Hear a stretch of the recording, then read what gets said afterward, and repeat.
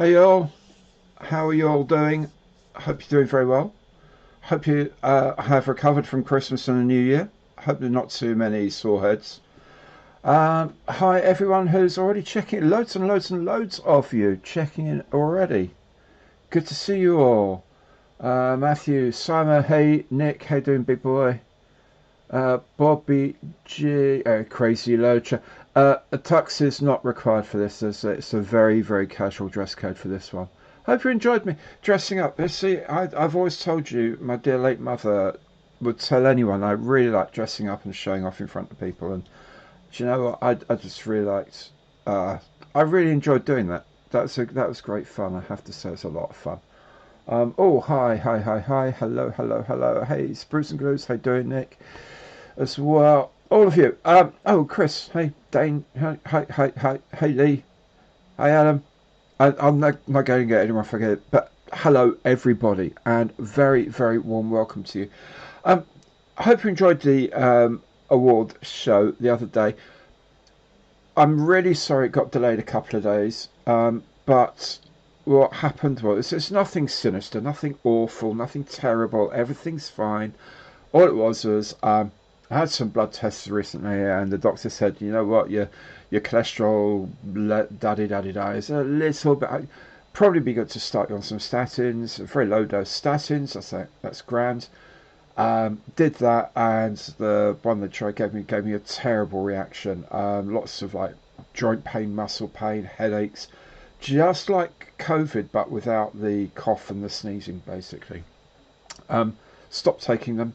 2 days later, I was absolutely fine. So I had to delay it a little bit, but that's the only reason. It was nothing terrible, nothing awful. It's just, you put a new drug in your body. Sometimes your body's going to say, ain't having that one. Tried another one, everything's fine. So back on, back on, and everything's great. Hope you had a lot of you worried, and a lot of you sent very kind messages as well. And I really, really do appreciate that. But I should have told you a little bit more about it then, and then no one would have worried. Okay, but I was just feeling so rough at the time. It took me all my effort just to put up that like 30-second or 1 minute thing saying sorry guys, it's not coming on. Anyway, yes, Mark, it is true that I like dressing up, but that's another issue. Um, yeah, I hope you've been enjoying the quick builds that have been up over Christmas and New Year. It was just an idea to really just sort of introduce something a little bit different. Also, because it was then like had 12 videos to run over the Christmas period, and you know, uh, I think they were fun. Do you know, I'm really tempted by is that new bus one that they do, the London bus one, and if they can get that into things like tourist information centres and stuff like that, then they're going to make an absolute killing with those because they look really good. That and the London taxi, the black cab, um, amazing, absolutely amazing. Adams, yes, med reactions are quite literally a pain, but yeah, fine. I'm absolutely fine. Leslie, you had 6 weeks of erotic dreams on statins. Well, damn, didn't have that, man. Maybe these new ones will put me in that direction. I really hope so. By the way, Leslie, thank you very much for the tweezers. They arrived safely. I have actually been starting to use them. I was going to. Are these? No, these aren't they. They are around because I was using them earlier because I had some really small decals to move around and stuff. So thank you very much for them. Got them safely. Uh, had to go get your delivery from. Oh, you got the crazy loads. You got the two Mobius airbrushes.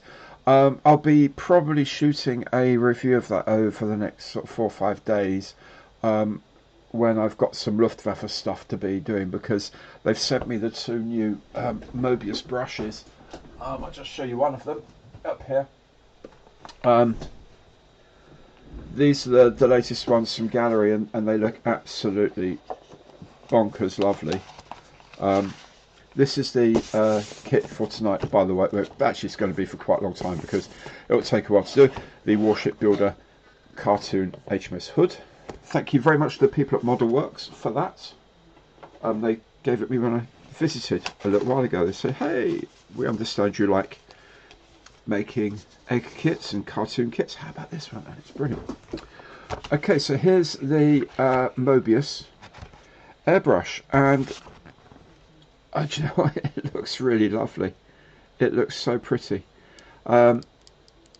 It's a double action one. This is the 0.2, which is the very fine detail one.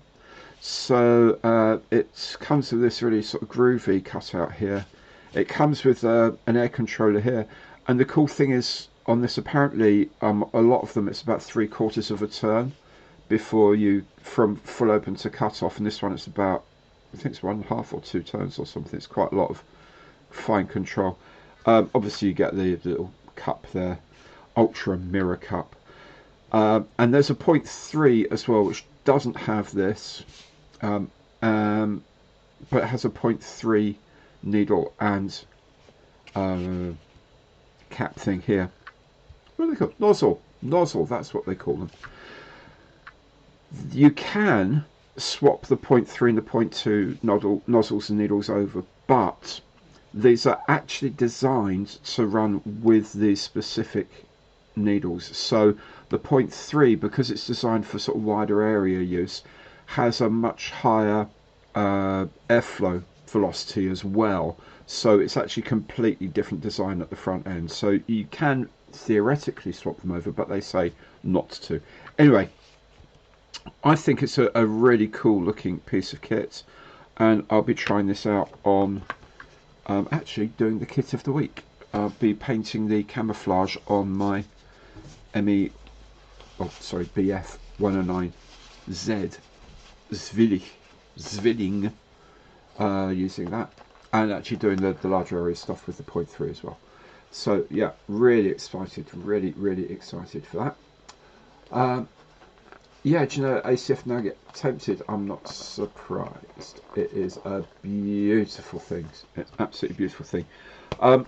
They do have a price deal on at the moment, but I'll talk about all of that. If you go to their site, check out any of my things where I've talked about them, and there's a product link, and then they get a bit of money back from them, which is very nice to help out run the channel.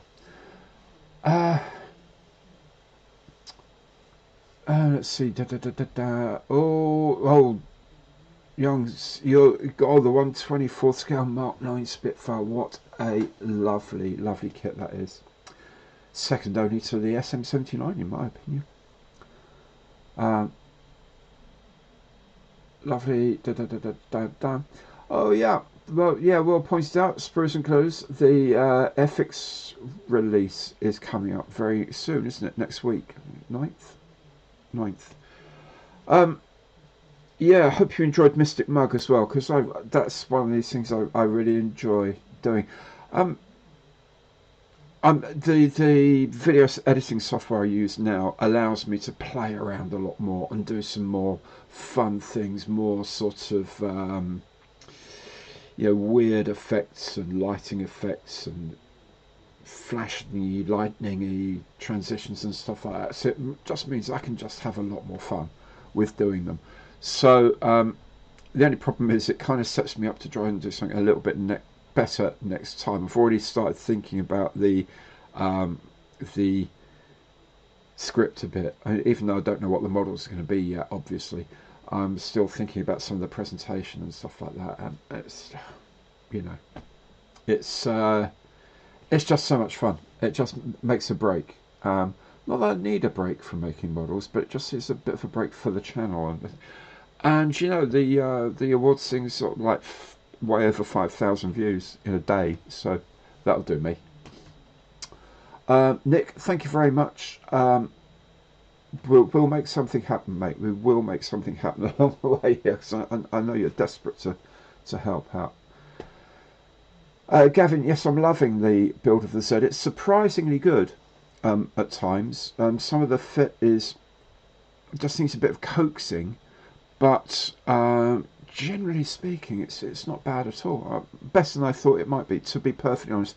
Only because it's a very low run, low pressure injection, low run kit, and they tend to be a bit more tricky than the regular stuff. But hey, not to worry. It's going well so far, anyway.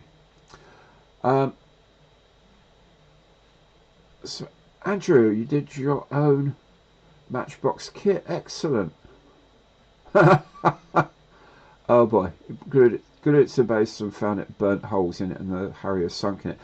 Do you know what? If you make it all muddy and scatter some like snow effects around or something, perfect kit for Winter Warriors. You know, I've seen planes stuck in mud before when they shouldn't be stuck in mud.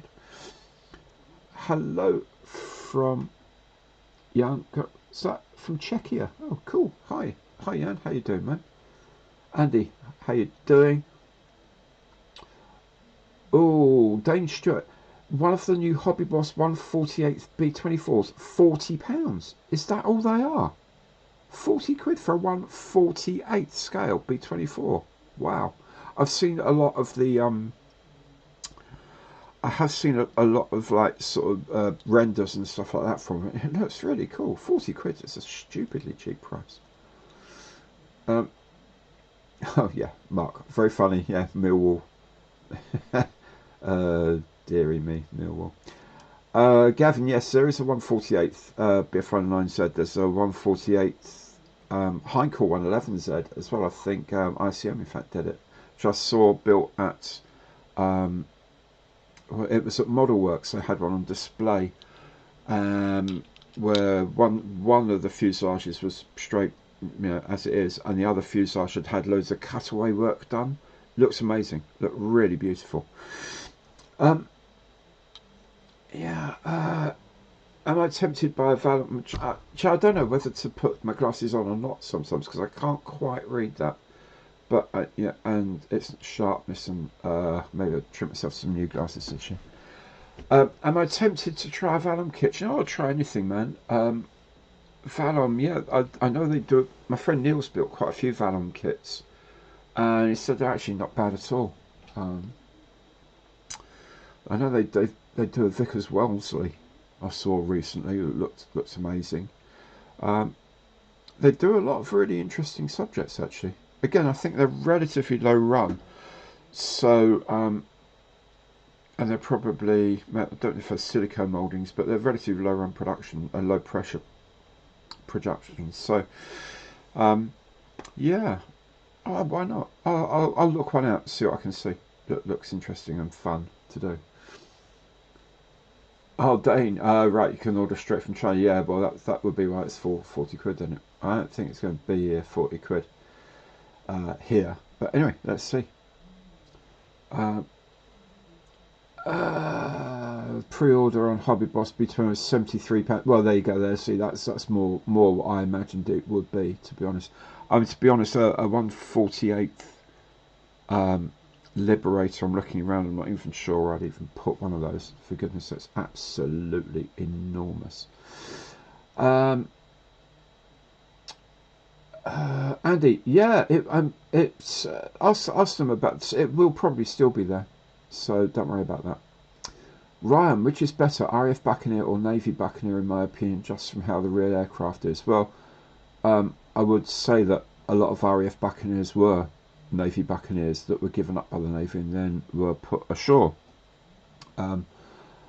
for better or for worse. I don't know off the top of my head, and I know someone will know, please tell me.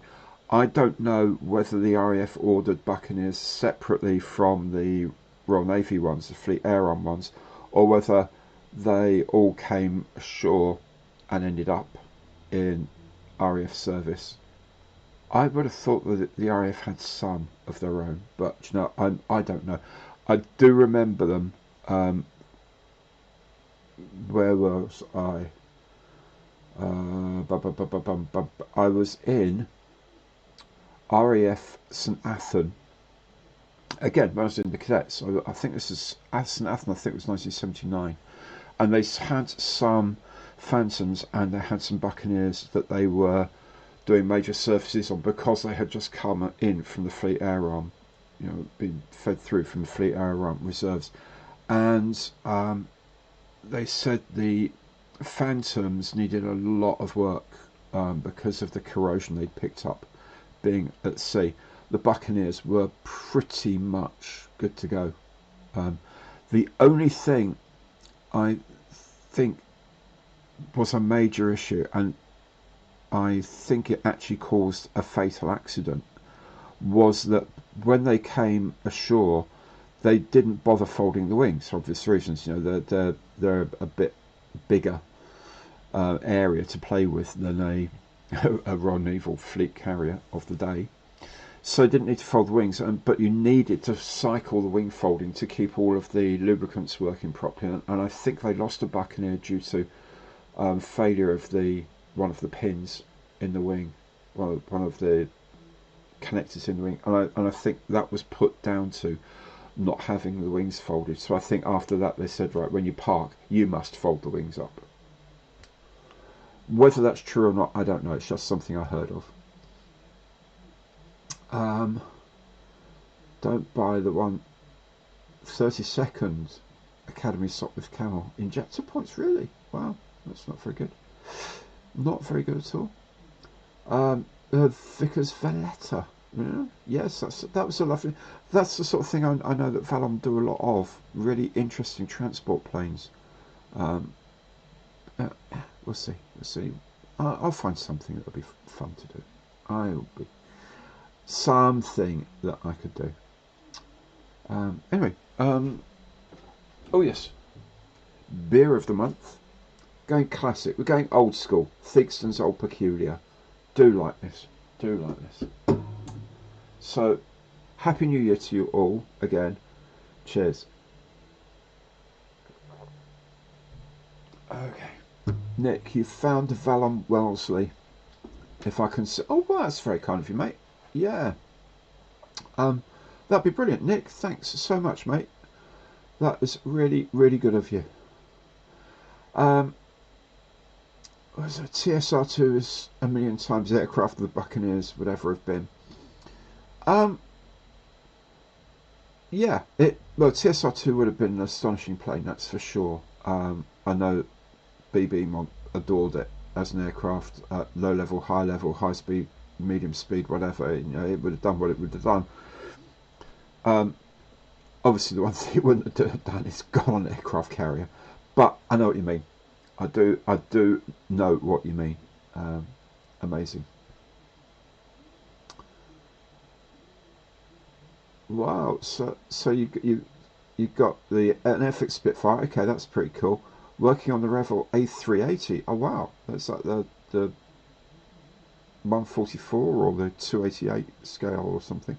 Nice. And a Cromwell. Excellent. Fantastic stuff. Yeah. Amazing. Absolutely amazing. Right. Enough of all of this. Was there anything else I was going to talk about?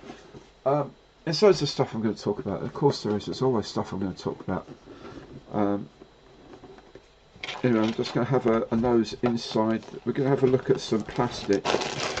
Whether we actually get to stick any of this together is entirely another matter. Gavin says the cockpit section of Brooklands. Yeah, and of course they've got complete ones at Cosford and at Duxford.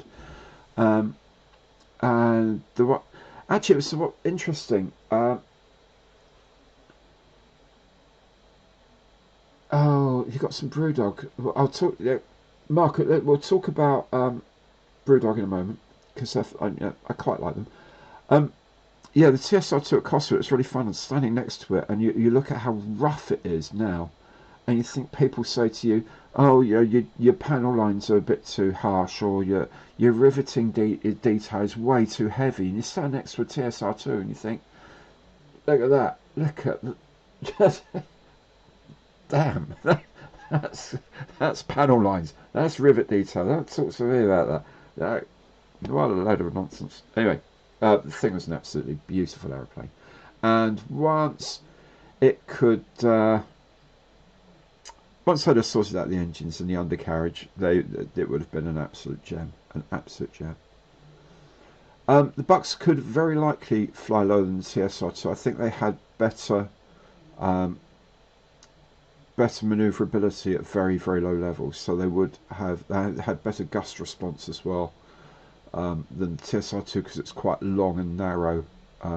The gust response is a bit heavier than the Buccaneer, and the Buccaneer was insanely strong if treated correctly, if maintained and operated correctly. It was insanely strong. I mean, that engineer I was telling you about who's showing us the Bucks and the Phantoms said the difference is those things over there pointing to the Phantoms are manufactured. Hawker Siddeley carved these out of single billets of aluminium. Right, fronts, they obviously they don't, but a very, very, very large parts of the structure are single billet. Start off as single billet. Immensely strong, absolutely immensely strong. Oh dear. Got rather drunk on Theakston's at Nebworth in '79. Nebworth, my goodness, watching Led Zepp. Amazing stuff. Yeah. So, yes. What else is happening? As I mentioned, the FX releases next week. Goodness knows what's in there. I did Mystic Mug. I think the only thing pretty much certainly is happening next year is the Spitfire Mark 8 in 1/24th, if only because the kit is made for it already. One different sprue and you've got everything you need for a Mark 8. So that would be a really, really, really easy system, easy thing to do. The rest is kind of speculation, idle speculation, and hope, and things like that. I hope some of them do come through. I mean, I'd love the SRN4 back in the range. I would definitely get hold of one of those. I'm desperate to get a proper new Halifax in the marketplace, and if Airfix don't do it, then they're mugs. Sorry if anyone from Airfix is watching this and think that's a bit harsh, but I've told Dale this to his face. If he doesn't get a Halifax in the range, he's a mug. And it's as simple as that. Yeah, oh yeah. Crazy Dodger, finish your pizza. Oh, what kind of pizza do you rock there, dude? Yeah, it's great. I say about the balance. I tell you what. With that Mobius brush, the thing I noticed is when I got it out of the box, the balance felt really good, but kind of not quite there. And then I put the air hose connector on, and it's like, oh no, that's it. That's balanced.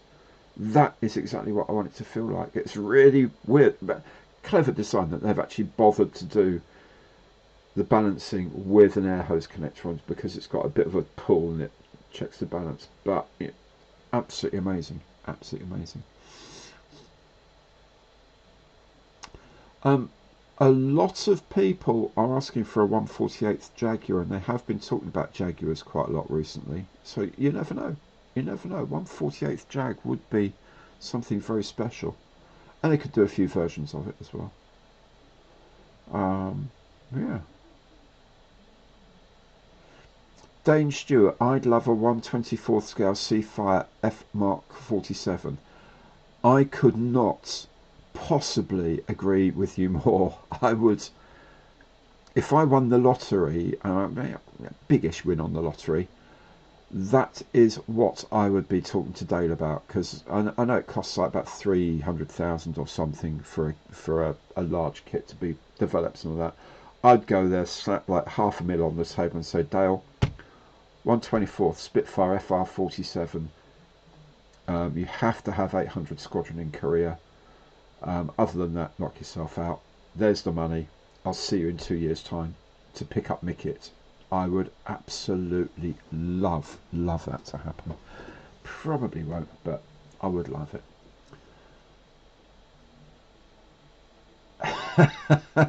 And everything pizza. Excellent. That's the kind I like to hear. Absolutely fantastic.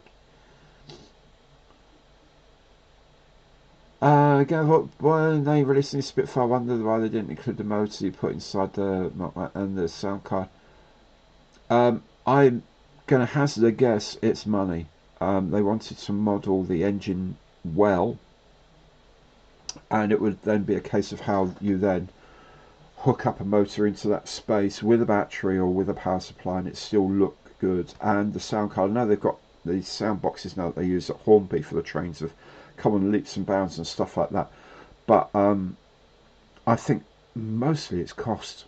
It would have put the cost over £100, and that's not where they wanted it to be. They wanted to bring it in under £100. At least that's what they told us. That was the reason why they didn't do a lot of things. Do you know what, Simon? The Bristol Super Freighter would be a brilliant thing. So bring it, or Skyvane indeed, but yeah, I think the Bristol Super Freighter would be beautiful. So that would be cool. Hey Harry, how you doing, fella? Yeah. So anyway, that's all good. I did notice I got. Oh, sorry. I've got to get my crib sheet because I wrote it out earlier. What was coming from ICM this year? There's a few interesting things, I guess. The biggest thing, especially if you're a helicopter freak, sorry, if you're a fan of helicopters, that sounded really disrespectful. You know, if you're really into helicopters, they're doing a UH-60A and an MH-60L Special Forces version of the Black Hawk, initially in 1/48. Now, when I saw they have a Black Hawk on the front cover of their new catalogue, and that's coming out very, very soon. And so, as I was talking to them anyway, I said, "Oh, by the way, I see the Black Hawk on the cover. That in 1/35 is going to be monster." And they said it will be in 1/35 as well as 1/48. It will probably be bundled at some point with the 1/35 scale Humvee they're releasing later this year. There's a Burma Jeep, a British mobile chapel. How nice is that? Hi,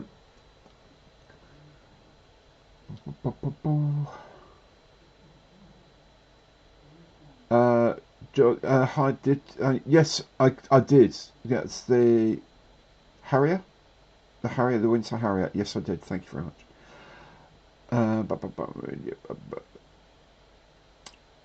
Yeah. Okay. Sorry. I'm reading that, and I'm reading this, and you know, I'm not. My brain's like a Tandy home computer from the early '80s. You know, if I've now forgotten what my name is. Okay. Oh, Crazy Loacher, you are an absolute gentleman. So that's 10 memberships of the channel donated by you. Thank you so very much, my friend. All y'all who are now members of the channel will every Saturday be getting the supporter special extra video as well. So hopefully everyone will be enjoying that, and hopefully you'll be sort of inclined to stay a channel member afterwards. That's what I hope. Anyway, so the Black Hawk, two versions of the Black Hawk, the UH-60A and then the Special Forces version, the MH-60L. There's more of the CH-54 Tahi, you know, the absolutely mentally big thing. One is coming with the Universal Military Pod, makes it sound like Thunderbird 2, which you transport people and troops or equipment and stuff like that underneath it. Just got to say, Keith Woodbridge, g'day mate. I'm using your Tassie calendar now. That's us. Hang on. Sorry about this. This is a thing. There it is. There's my Tasmania calendar up there that you very kindly sent me all the way from the other side of the world. Very kind of you. That's my calendar for the year. That's got everything on it now. All my build schedules and everything. So, thanks for that, mate. Really appreciate that. What else are they doing? They're doing a Beaufort one as a bomber instead of a torpedo ball. So, of course, they've got about 3 boxings of the B-26 Marauder coming in 1/48. Hopefully,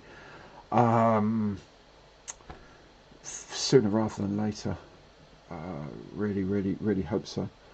Um, what else? They're doing 1/72nd Focke-Wulf 189C V6. Now you know the Focke-Wulf 189, the twin boom communication and reconnaissance plane. But there was a version of the C which had an armoured cockpit and guns and stuff. Ground attack aircraft. I'm not even sure if they built the V6. It was proposed.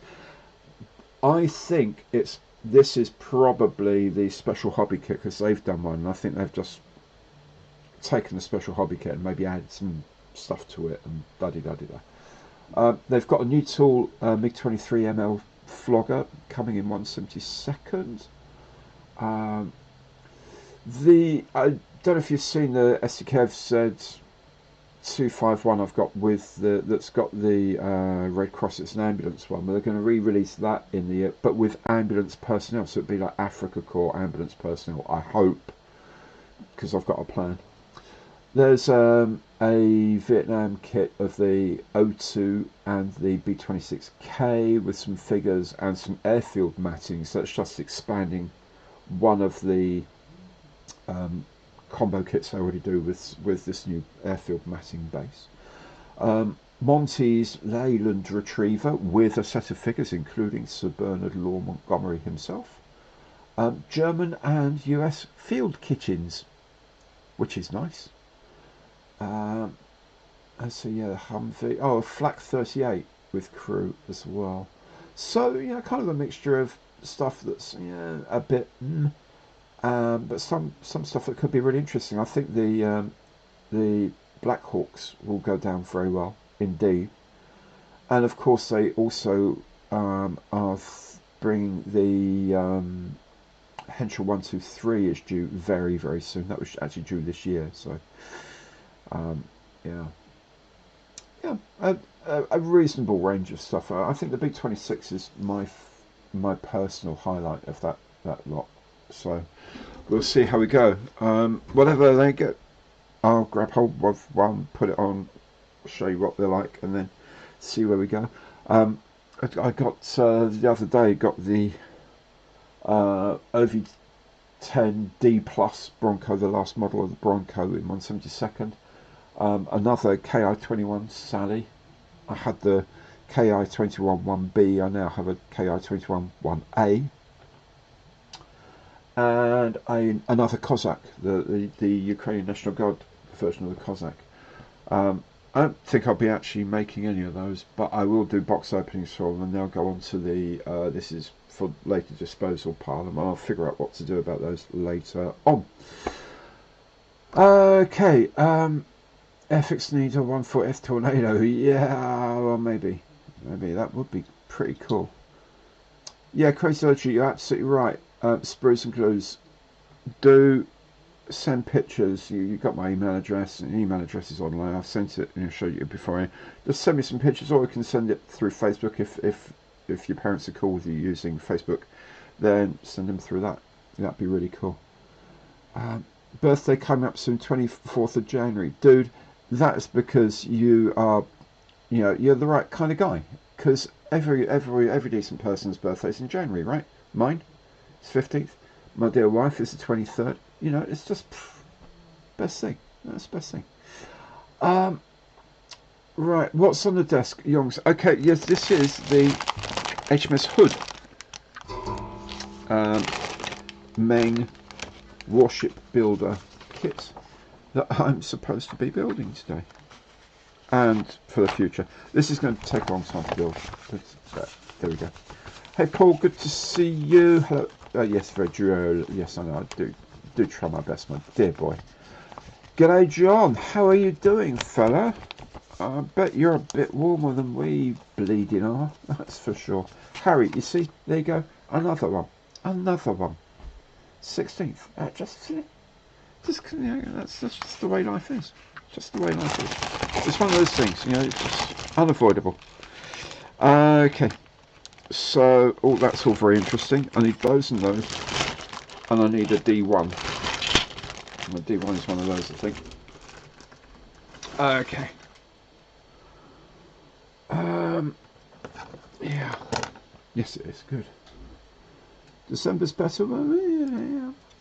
Hey, from Person from Sweden.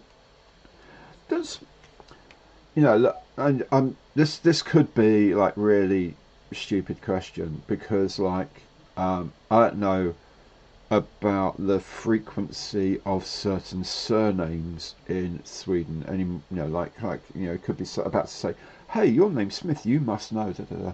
But I know a guy called Persson, Anders Persson, who works in Linköping. I went to visit him, and he is an absolute genius. If you're related to him, that's really cool. If you're not, it's still really cool and welcome. You come from a gorgeous, gorgeous country. I went to Stockholm. Then I had to get the train out to Linköping and all that. And it was lovely. Such a beautiful country, and such nice people. Frankly, really nice people. I liked Sweden a lot. I also went to on a different occasion. I went to Malmö, down the one that's just across the Öresund. We've got that big bridge from Copenhagen to there. In fact, we flew to Copenhagen, then got the train over to Malmö I was doing a conference there some years ago. Really nice place. Some incredible architecture. There's one called the Twisted Torso building, which is absolutely amazing. Magnus, also in Sweden. See, hi. How are you doing, Magnus? It's such a beautiful place. Absolutely amazing. Great food. Great food. Really astonishing. Andrew Kemp, your youngest son's birthday is the 15th of January. Andrew, your youngest son is going to go far in life, my friend, because all the best people are born on the 15th of January. It's, I think, was it not Martin Luther King's birthday as well? I'm just saying.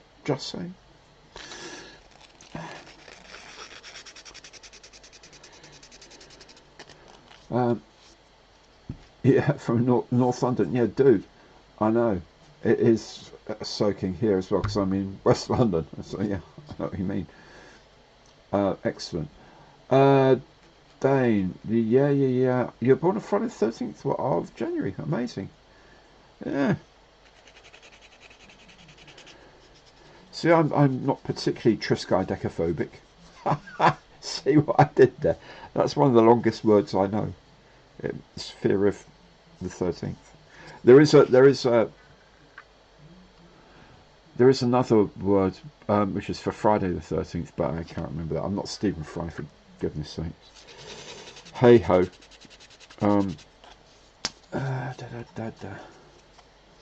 Yeah, there you go. See. Chili Billy, your son's birthday is tomorrow and your daughter is the 16th. That's fantastic. Do you know, I'm full of trivia tonight. I'm just full of... I know you all think I'm full of a lot of things, but I'm full of trivia. If you have 2 football teams and a referee, soccer teams, before any American friends say, hang on, what do you mean? 2 soccer teams on a pitch and the referee, I think it's 23 people. There's a better than 50-50 chance that 2 of that group share the same birthday. How about that? Amazing, huh? I can't remember the maths. There's some very, very simple and straightforward maths in probability. But you'd think for there to be 2 people with the same birthday, like 365 or 6 days in the year, but it's actually 23 people, and the number of possible combinations of 2 people out of a group of 23 gives you way over 365 possibilities, which means that it's a better than 50-50 chance that 2 people will share a birthday in common. Hey ho. I'm full of extra thin. Yes, I know that, mate. I have actually been. Actually, today I've been using Mr. Plastic Model Cement, Mr. Cement, which smells even stranger. Hey, maybe it might be time to do another Mystic mug because, wow. That's strong stuff, gotta tell you.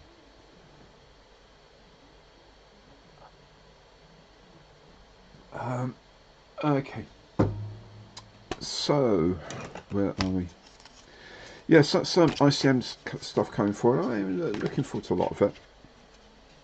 As I've mentioned before, I am going to be doing more box openings because I have got a lot of stuff up here that I may not get around to building, but also like I've already done a Cossack 2. ICM released another Cossack 2. It's no point me spending 2-3 weeks to actually do it, actually make it, because I already just made one, and the difference is not much. So I'd rather, they're going to send it anyway, so I might as well do the box opening, show you what's in there, show you if there are any differences, what the differences are, but then not actually make it, and then got a kit to send to Models for Heroes or give away, or I'll do something else with,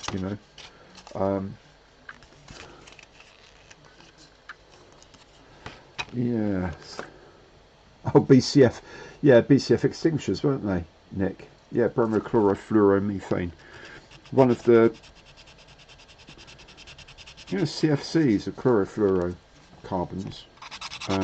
BCF is a bromochlorofluorocarbon, specifically methane. Full of stuff, I'll tell you. Absolutely full of it today. As Crazy Loacher has pointed out, I'm full of something. Paraskevidecatridecaphobia. Yeah, okay. Yeah, so there we go. I'm actually going to glue all these bits together because I'm going to paint them ultimately. So I'm going to. This is like obviously the bottom part of the hull, and that's going to go together as the bottom part of the hull, and then stay. So I can spray that, or paint it. I'll probably spray it, and then I can do the top half in deck colours and stuff like that. So.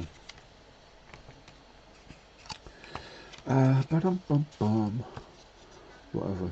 Mr. Hobby Cement. Yeah, it's cool stuff, It's good stuff. It's all right.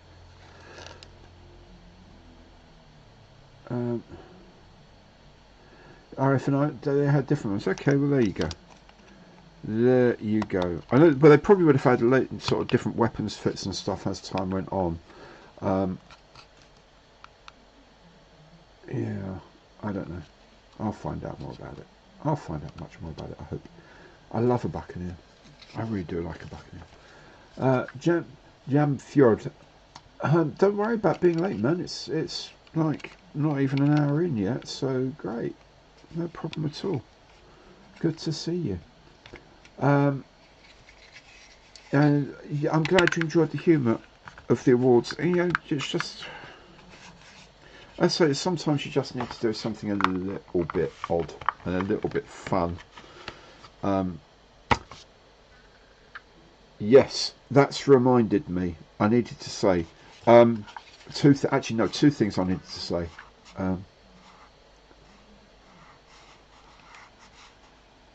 Pneumono ultramicroscopic silicovolcanoconiosis. Yeah. Yes, two things. Firstly, because things I was just kind of putting together, things with the awards video, and I forgot the most important thing, which was the airbrush giveaway. So there is still a GHAD 68 airbrush on offer from the very lovely people at Gallery. So I'm going to do probably at the weekend, but it'll be like open for a week. I'll just put up a video and say, look, it's a Gallery giveaway. This is the airbrush. All you got to do is add a comment in the box below with the following hashtag, and I'll do what I did last time with the 38. No, it's 39. GAD 39 that we gave away for Mystic Mug. There's a a program called Comment Picker. It's a website. So you just put in the location of the video, and it searches through all the videos, picks up all the relevant things, all the right, like the keywords, whatever, and just picks one at random and spits it out and say, here you go, this is this person, this is their comment, this, so you can check that they've used the keyword. That's it, done. And it's completely out my hands, and so that's what we'll do. I'll put the video up on probably on Saturday, and it'll be up for a week, so do check it out if you're interested in trying to win a JHD68 airbrush from Gallery, because they will ship it to you. I think they ship it DHL or something like that. And anyway, it comes in like sort of 3 days. It's not going to be like 3 months coming from somewhere else. So they're really good. So big thanks to Jerome at Gallery for organising that. That's really kind of them. They've been really good with me this year. Very generous with kit, but also really good with support. You know. Brian, how many entries did I get for that competition? Around 400, actually. Yeah, about 400.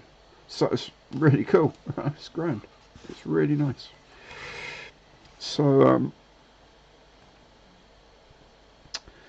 yeah, that's cool. And there was something else I was going to talk about.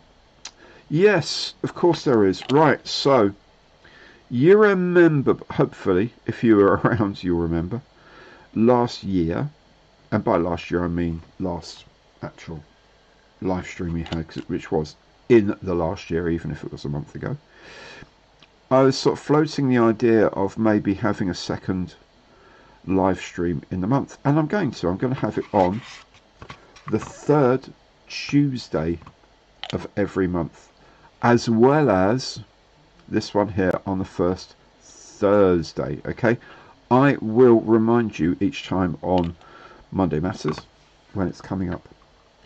So that is what's going to happen. Now, next month, the first Thursday of next month is the 1st of February. I'm going to be here. I'm going to be away.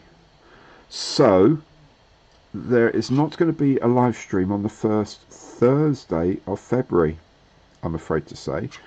So I thought that would be a good time, February, to start the 3rd Tuesday ones. So that's what we're going to do. Next month, the live stream will be on the 3rd Tuesday. So that's going to be 1st, 3rd, 6th, 20th. Does that sound right? 20th of February. Again, I'll make sure we publish this.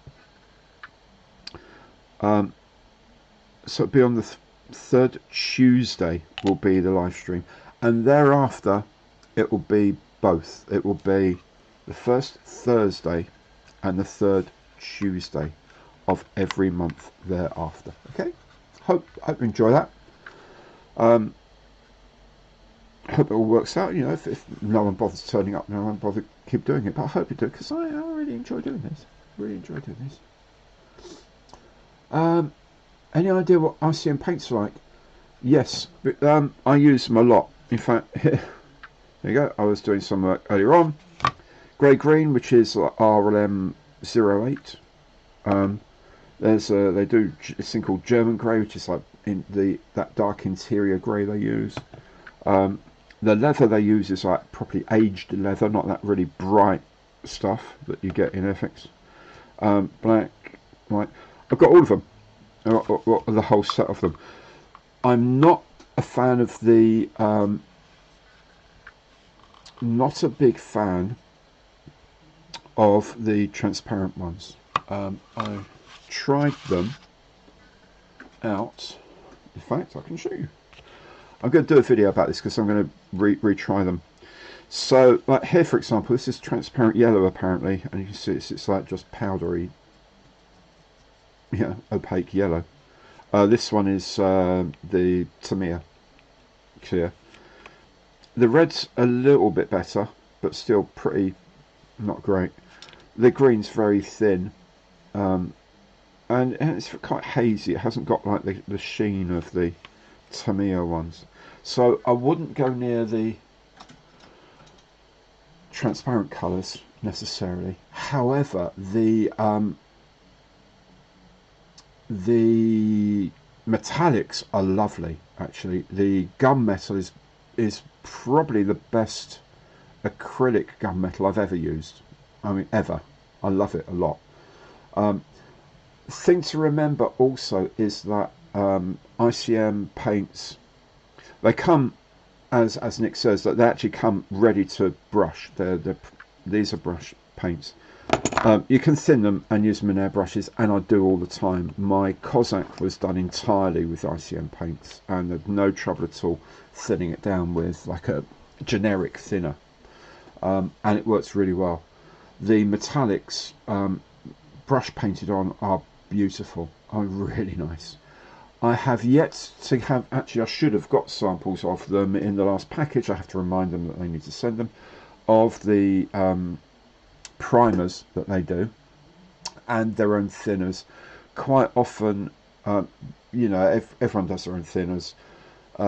Sometimes there's a good reason for it, because some of the other binder chemicals that are in there, they need a particular little something of some solvent to help it dissolve and thin properly. All this sort of stuff. You'll have heard horror stories of, you know, trying to use, I don't know, Vallejo thinners on AK 3rd Gen or something like that. It doesn't always work. But ICM, I used a generic one. I used the Sprue Box airbrush thinner, actually acrylic thinner, and it was amazing. I really enjoyed making them, and they dry really matte. I mean, really, really matte finish. So if you want any kind of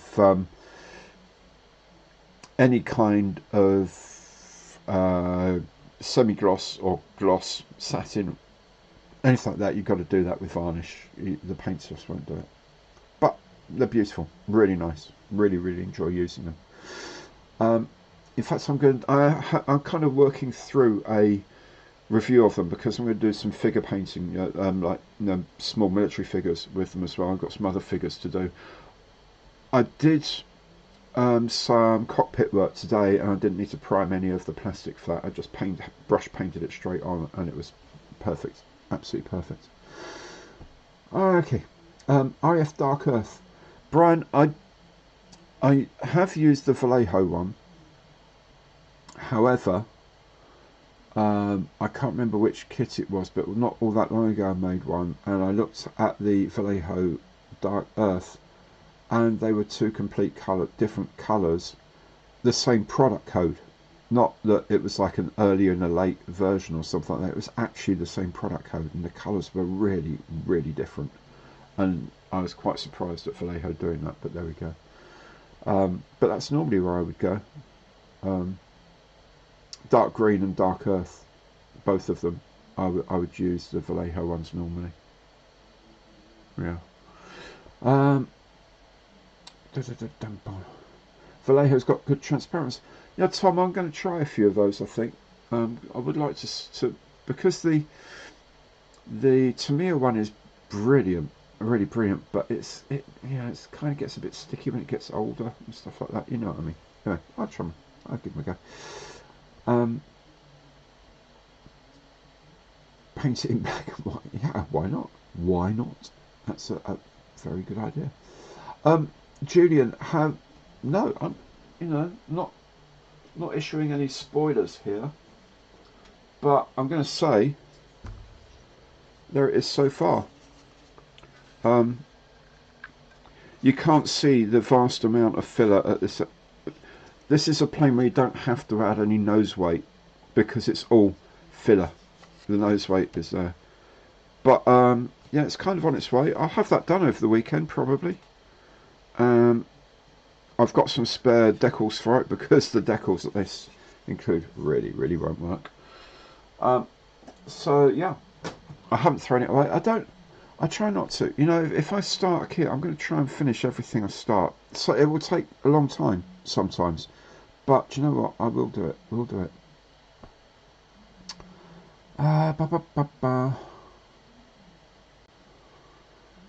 yeah, I don't know what it is about that kit. Why they couldn't do it properly, apart from cost, obviously. But in that case, why go to the effort of reprinting everything and um,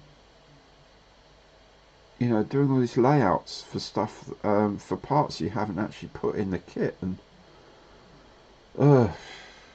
that's an amazing thing, absolutely amazing. But anyway, hey, I'm going to build it. It's a matter of principle, a matter of pride. I'll try and build it. Okay, so a bit like my ship here, HMS Hood. Right, that's all going to get a nice little touch up. Yeah, might have to do a little bit of sanding on that. Excuse me, I just need to get to a sanding block. Yeah, perseverance. Yeah, not joking, my friend. Not joking. How consistent were they of colours? I don't know. I guess maybe during the war. But I don't know. Maybe they were strict with that sort of stuff. The services and the government and individual people involved probably actually used to get quite crazily insistent that it has to be exactly that one. Wouldn't surprise me. They'd probably don't worry about ammo being right or something, but worry about the colour of the chap's wings being the right thing. Can't possibly have anything wrong there. So have there been any kits that got binned? Not halfway through a build. I think what one that the only one that I can remember that really gave that Mr. Craft, I hesitate to say Harrier because that's dignifying it.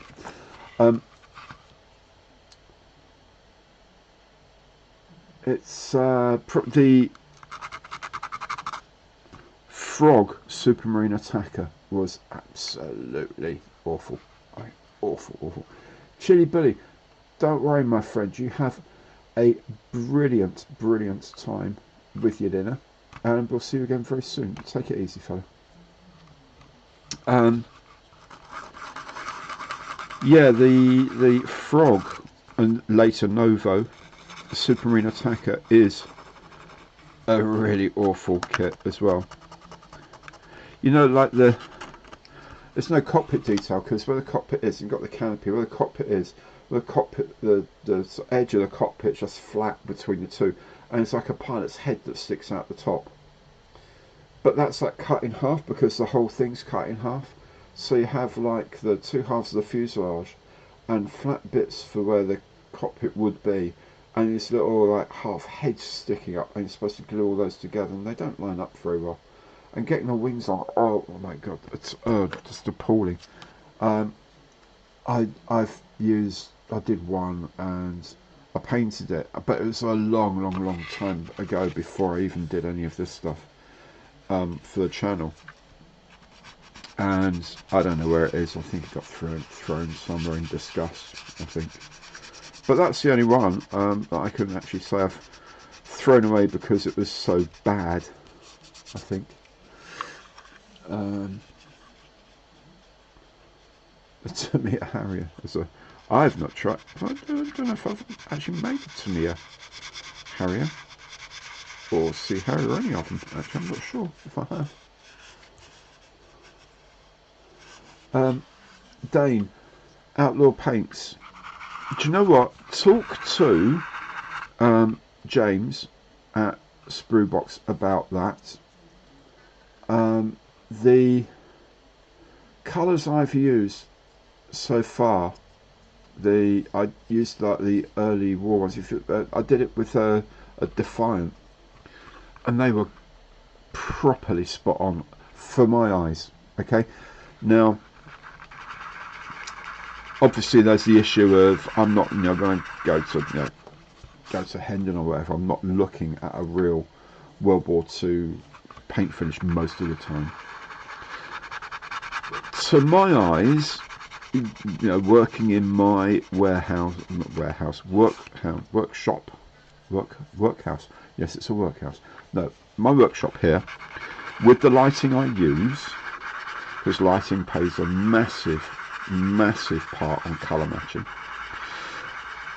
With all of the above factors taken into account, I thought they were spot on. I mean, they were what I imagined the colours should be, if you see what I mean. Whether they are or not is another matter. But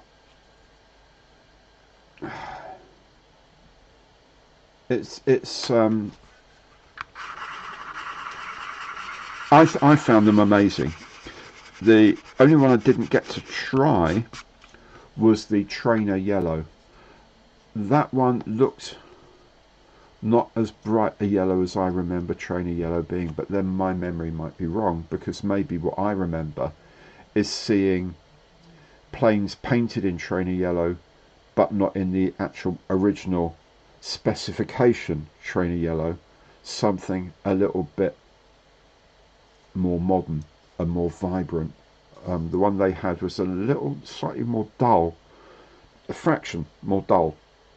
Yeah, well, that's what it looked like in the bottle. And the other thing, it looks like that in the bottle, it's not necessarily what it comes out like. Like the Sky, the Sky Type B or Type S. Type S or Type B? I can't remember. The Sky underside one they did. In the bottle, it looked a little too green to me. When I sprayed it and let it dry for an hour, it was the colour I expected it to be. It was the colour I thought it should be. So, yeah. Its colour is like one of these terrible things, it's so difficult to match. Even if you have the original, like, paint chips from the old days, you've got to worry about how they were stored, what lighters, that have been stored in complete darkness, have they been stored in the right humidity, have they been stored in in the complete absence of other chemical vapours. These things just contain stuff in them anyway that helps age them, so it's kind of difficult to see. Anyway, I the ones I've tried, all I can say is the ones I've tried were remarkable. I loved the colours.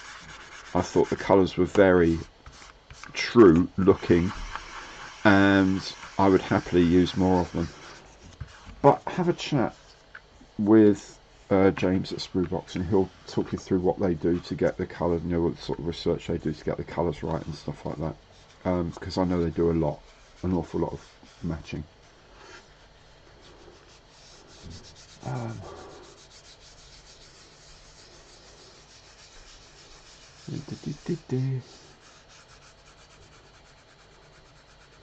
I do like your painting philosophy. You don't faff about, do you? Well, yeah, I know, but Melvin. I make kits for museums. For a start, I'm not a good enough model maker to make kits for museums, but it's not what I want to do. I make kits to enjoy making the kit. And actually, do you know what? It's not the finished result. I remember talking with a good mate about this not long ago, and we came to this conclusion that 90% of the enjoyment or more is in the making of the kit rather than looking at it when it's done. So I enjoy making them. I enjoy the process of painting and stuff like that, but I'm not really that fussed about it being exactly because colour perception is such a weird thing. It depends on the lighting. So much depends on the lighting that you're in. So the lighting that you're in indoors making your model kits, be it LEDs or fluorescent or whatever technology you use, it's not the same as sunlight. There is no absolute sunlight. There's a mean noon sunlight, which is used a lot in color theory and color and photography. Mean noon sunlight. It was sunlight measured on the roof of some building in Washington for like a year, and they measured the color temperature of the light every day, and they come at noon, and they came up with this is what the mean noon sunlight is. This color, but you know, a lot of the days it isn't that color. It's something very similar. And our eyes are frighteningly perceptive to colour differences. And colour is also very dependent on context. So if you put, say, this green here, it will appear different to your eye with this background surrounding it than it would if it was on here with this sort of bluish grey surrounding it. And if you put a red around it, it would appear a different colour again, because the colour of the outside actually influences your perception of the colour of the inside. The guy who discovered this was a guy called Edwin Land, who invented the Polaroid camera process. So I can't get too hung up with colour for my use, because I know there are so many other things in the way. However, if you've got an original piece of metal painted with the authentic thing and it's been stored correctly, maybe you can get a good match to that under the right lighting. But then if you're making really good models where that matters, then maybe you've got, like, you know, the lighting in your display cabinet is of a particular type, and it's a bit like on video monitors. You know, if you haven't profiled the video monitor correctly, it doesn't matter what color the picture is that you're being sent, you're going to see it properly. It's really weird. It's an amazingly difficult and complex and hard subject, and I only know the bottom 1% of the subject with any confidence from photography. But you know, there we go. That's just my opinion on it. You know, everyone's like, but talk to James at Spruebox about how they go around. One thing, this metallic blue green, right? Ayataki. I have been looking for a decent Ayataki for ages. I've tried AK, Ammo, Vallejo and all this, and I was just chatting with James at Telford and said, you know what, get these guys to do a decent Ayataki and you'll be doing. He said, actually they do this. I took one look and I thought, that's what I've been looking for. That's exactly the sort of amount of greenness and the amount of metallic effect I've been in with a basic blue I've been looking for. Exactly what I've been looking for. Now, Ayataki existed in about a dozen or more different types of colour, depending on which factory it came from. But that's the one I've always envisaged, and that's the one I've now got for my zeros, my mini zeros. There we go.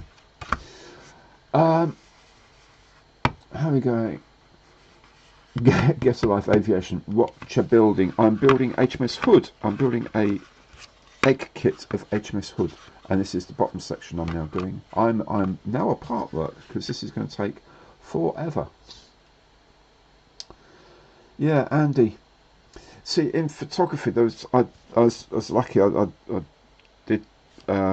knew this guy Robert Hunt, RWG Hunt, who literally wrote the book on colour reproduction in photography, and he made the point that what we're trying to do in photographs generally is not reproduce the colour of an object, we're reproducing our memory of the colour of an object. A very pertinent point, really interesting. Yeah.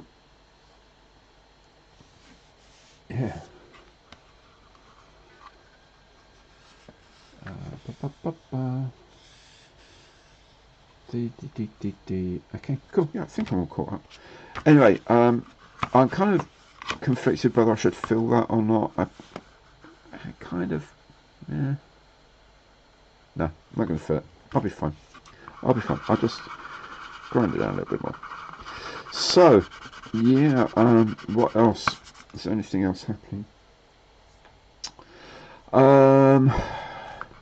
Gallery giveaway, of course I'll do it at the weekend. Supporter special, I'll do it at the weekend as well for my lovely supporters, including the 10 new ones, thanks to Crazy Loacher today.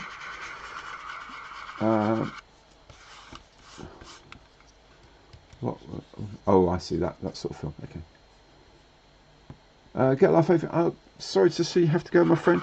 Yeah, tune in to the next one. As I mentioned, it'll be the 3rd Tuesday of next month, because I won't be here on the 1st Thursday. I will be elsewhere and without internet.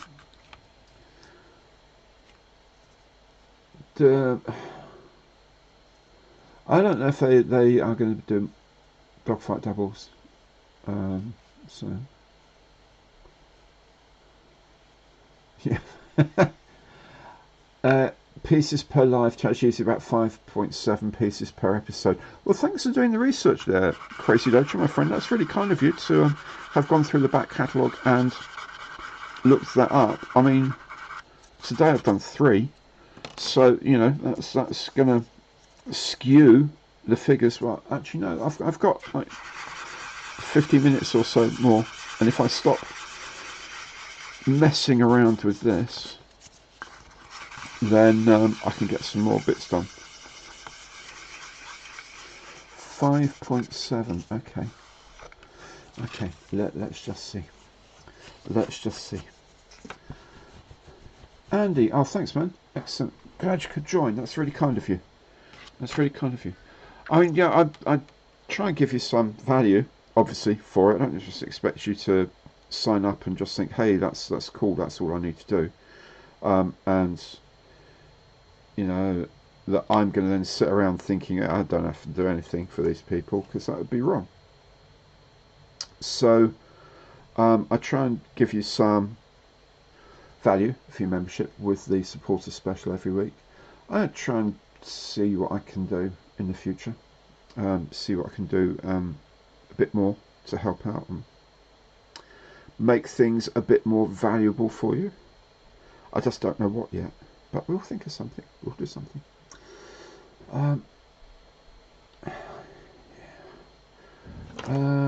Yeah, Edward kits are lovely, Dale.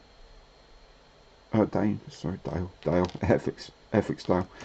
No, Edward R kits are beautiful. Thanks to you, I have several to make as well. One like that Focke-Wulf 190 I really want to do. The 109s look lovely. Yeah, I mean they've made some lovely. I made their the dual combo of their Hellcats, because they supplied 2 kits in 800 Squadron colours, which was really exciting. So I did those. Those were beautiful to put together. They are lovely. And I've got several Edward kits to work on up there. Keith, gotta go. Thanks for dropping by, mate, and thanks again for the calendar. That's really cool. That's really kind of you. Crazy Loacher, you enjoy the weekly chats and battery changes? Yes.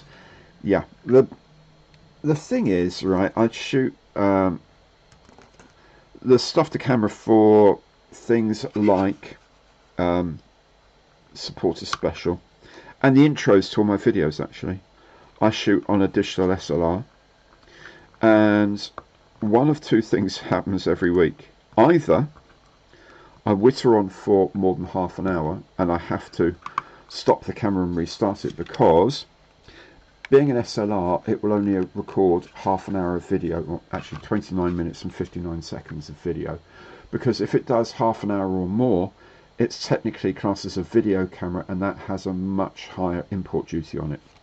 So after just under half an hour, I have to get up and switch it off and start it back on again. However, also being a digital SLR, because I always shoot in 4K now, it uses a lot of battery power, and quite often halfway through I'll see a flashing battery logo, and I've got to get up and change the battery, hence the reference to that. But you know what, it's all part of the fun, it's all part of the magic, it's all part of the theatre of what I like to do, and it's just a very sort of basic and honest thing, really. You know, I'm not going to sit there and pretend it's all done in one take. And actually, no, it is actually done in one take, but it's an interrupted take when I have to do things like that. And I'll let you know what I'm doing, rather than just suddenly it fades in from one to the other and you think, well, what was that? Did you make a mistake? I'd rather make the mistake on screen and let you know. And be honest about it, because I think it's more personal, and that's kind of what the supporter specials are about. It's a much more personal look at what's going on the channel, bit more sort of insight into my what I laughingly like to call my thought processes. It's yeah, it's just fun. It's fun as well. That's the other thing. And I try and have fun wherever I can. Yeah. Okay, it's so interesting. So these are going on. Thank you guys for saying that you enjoy it and all that. The other thing is, if you don't enjoy it, then let me know and tell me that, guys, just Gary, mate, stop yammering like that and just give some information or whatever. Then let me know. Got to go. Night all, Julian. Thanks for dropping by, mate. Leslie, tend to hear a lot of 1, 2, 3. Okay, that I try really hard to edit out. I can't tell you how hard I try to edit that out. But what happens is, I use a camcorder. Camcorder here to shoot my work normally when I am doing videos. I'm using a webcam for this bit here. Normally it's that camcorder. It has an automatic microphone on it. However, I have set the thing to manual and da-di-da-di-da-di-da-da, but there's still a bit that comes on right at the beginning, and it's the volume goes really high. So, and also I need to check that the microphone's still working, because I have had before several times been chatting, put something down, stops it, come back, like 5 minutes or less later, switch it on and whitter away building something, and then when I come back it's just flat, nothing there. So I do a lot of just quick 1, 2, 3, make sure there's the little sound things are popping up on the screen, and I try to remember to edit them out, but I do sometimes miss them. So if I do miss them, I'm really sorry. I shouldn't have done that. John Marley, Aotaki, yes indeed, Tom, that was from Outlaw. They call it metallic blue green, a Japanese colour, hence the Japanese flag all over it, Japanese military colour, but metallic blue green. It's, in fact, that's it, OP168 mil is the code, and it's as close as I've ever seen to what I think Mitsubishi Aotaki colours should be. Andy, well, the vids are there. They're not live, Andy. So they come out on sometime during Saturday, whenever I can fit. Sometime I'll tape them on Friday night or Friday, and upload them and have them ready for Saturday morning. Sometimes I actually record them on Saturday and cut them together and put them up. Fortunately, there's very little work to be done normally. Every now and again put in some visuals or something to add to it. But they are regular videos. I just send you the link, and you can then click on that link and watch it at any time you like. You don't have to watch it there and then. So, as a channel supporter, you get that link. That's the important thing. You get the notification through YouTube, through the community page at YouTube, and you can watch it because you have the link. That's the way it is. That stash backlog, dude. If you've got like a backlog of Saturday morning videos to watch, oh my goodness, you've got a lot of watching, and I hope you're a patient man, because God, even I couldn't watch all of them all over again. and I was in them. Right, so what else? Is there anything else I need to tell you about in the channel? I don't think so. The BF109 is coming along nicely. The BF109Z is coming along. Better than I imagined it would be. Probably wrongly, but yeah. There we go.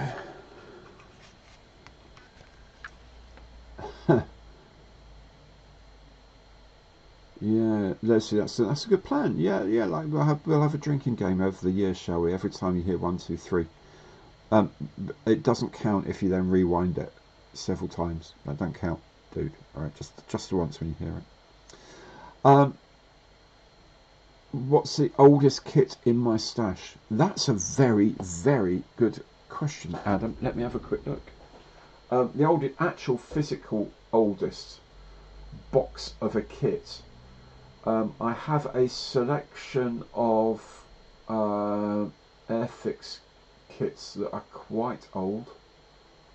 Twin engine bomber, I think those are probably the oldest ones. Let me have a quick look. Yeah, I mean we're talking proper old. I'm just looking at the ends of them. Give you a clue to how it kind of goes on. Oh, Bobby, how's the Kinetic F16 going? It is going, but slowly, dude. I'm really sorry, but yeah, sorry about that.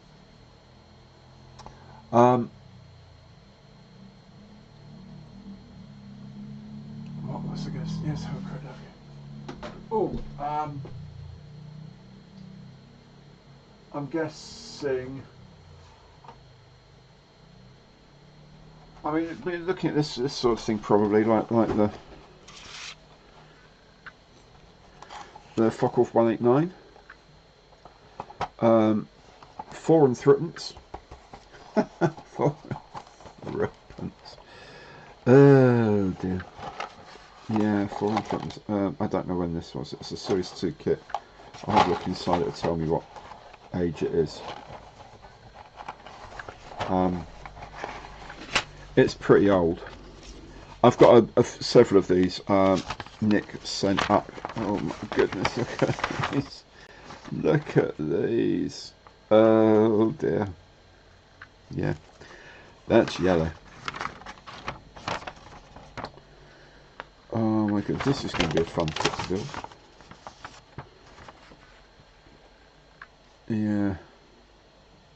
This is probably a little bit, just a touch younger than the rest because just the way the instructions are. Normally there's a, I don't know what age this actually is. I mean this is proper vintage classics territory. I know. I'm just trying to see if there's a part with the copyright and all that on. I can't see one here. Okay, that's a pretty. So I've got a few of those. I guess those are the oldest kits I have, really. Oh, Dan, gotta go, man. Good night, fella. Thanks so much for dropping by. Really good to see you here. Really good. Yeah, so those are kind of the oldest ones I've got, I suspect. Whoops, there's my glasses gone. Don't need those. Yeah, the original Avro boxing, I guess. Is this a Russian PE2? Petyakov PE2. That's another one. That's probably quite old. They don't put, unlike the old nowadays, you see, they don't put ages on these, on the printing.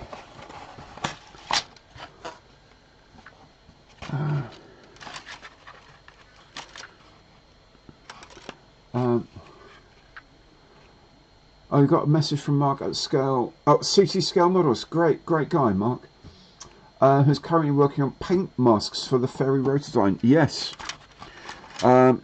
He's a really nice guy. I've got to know recently because he makes masks, cuts paint masks, designs them, and all the rest of it.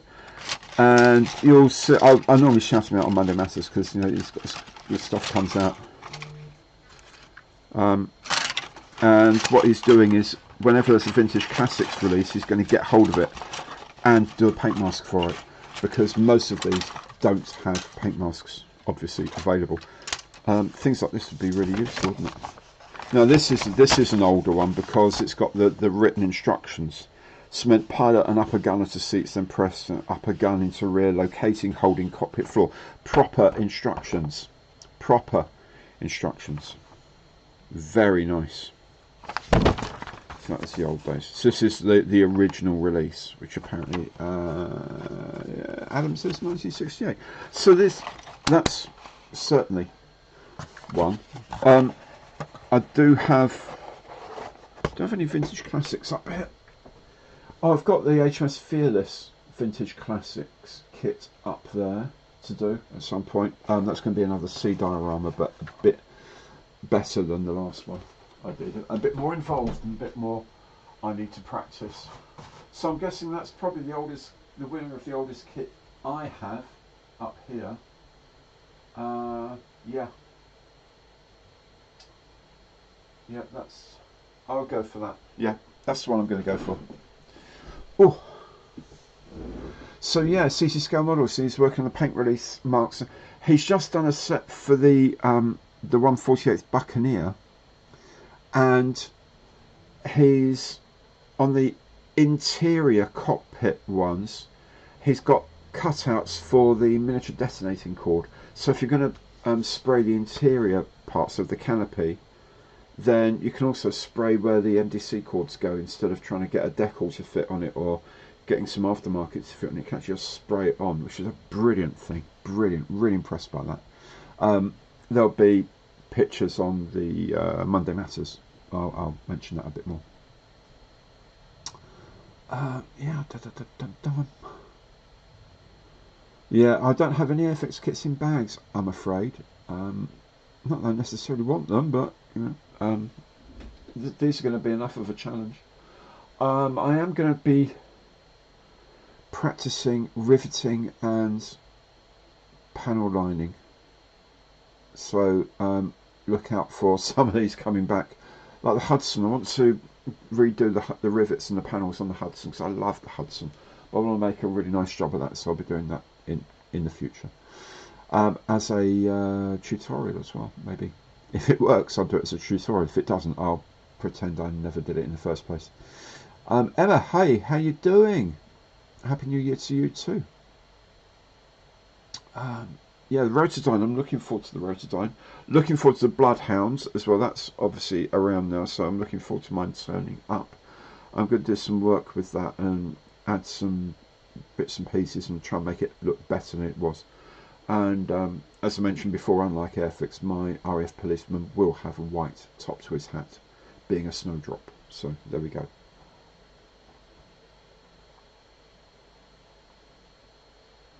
Right. Okay. Yeah. So this is all very nice. This is all very good. I'm so tempted to fill that up a little bit. Anyway, maybe I'll put some. No, I'm going to put some Revel, or some Tamiya. Something that actually bonds into the plastic. Quite often I'd use an acrylic one, like Mr. Perfect Putty or whatever, but I'm not sure that will work on this because it's so. Hey, do you know what will work? Okay, Nick, my dear boy, thank you so very, very much. 4 or 5 mystery boxes for builds in 2025. Yeah, dude, they may well be, but they will be built. I promise you, they will be built. I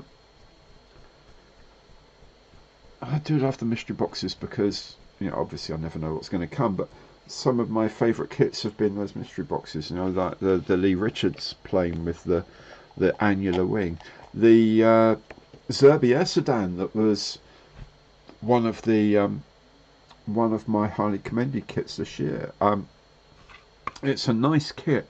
It wasn't horrific to build, and it makes a kit of a truly incredible aeroplane that, you know, people talk about it all the time. And you know, I take it. Sorry, I'm looking for think something.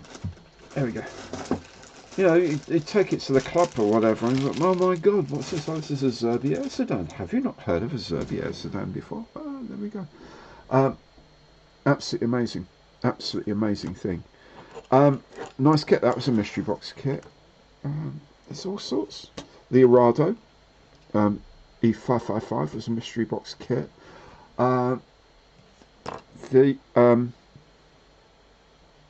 That's coming out again in February, by the way. Revel are re-releasing that in February, apparently, which is really exciting.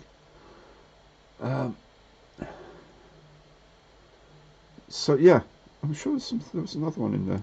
Oh, of course, the Terra Cruiser. The Terra Cruiser, the beautiful Terra Cruiser. That's a mystery box kit, so yeah, they're fun. I'm having fun as well with Matchbox. I've got a second Matchbox kit, but I'm not going to tell you about it just yet. Not until I've built the first one. But I've shot the box opening for it. I'm very happy. That's all I'm going to say. Bobby G, looking forward to that ICM with the 75mm gun. So am I, because it's on its way. I have one coming to me. That's Mr. Sir. Didn't want Mr. Surfer, sir. So this is what happens if I don't pay attention. My little brain doesn't work. I don't want Mr. Surfacer today. Jim, how you doing? Jim, my friend, good to see you. And you haven't had internet for 10 days. Ugh. My God, that's awful.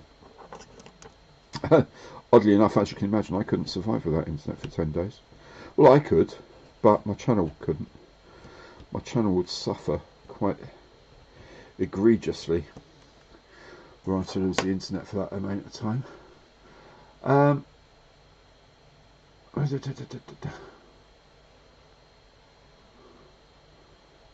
No, I haven't. Emma, I haven't tried casting anything, frankly. My goodness, I haven't tried anything like that. Yes, the Ju-88 with the 75mm gun is on it. Is going to be. It's released around about the 15th, around my birthday, and it will come over. So I'll get it probably the end of January. It'll be here, beginning of February, and that's what I am actually making. I'm definitely building that because the Ju-88 half of the Mistel I built was really nice. The BF-109 was so, but the Mistel, the Junkers 88 part was brilliant, really nice. So to make one properly with all the windows and a big ass gun on it, yeah, that's got to be worth doing. So this is some Mr. Dissolved Putty, which I quite like for these really small filling jobs.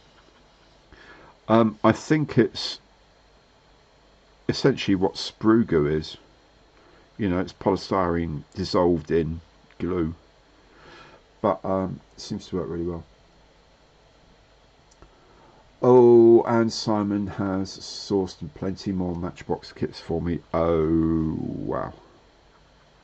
But you know what? I'm really excited by them because, yeah, that's my youth. It's the memories of my youth. And that's why the SM79 won my kit of the year is because that whole vintage classics thing and that kit in particular just reminded me of happy days as a youngster making kits.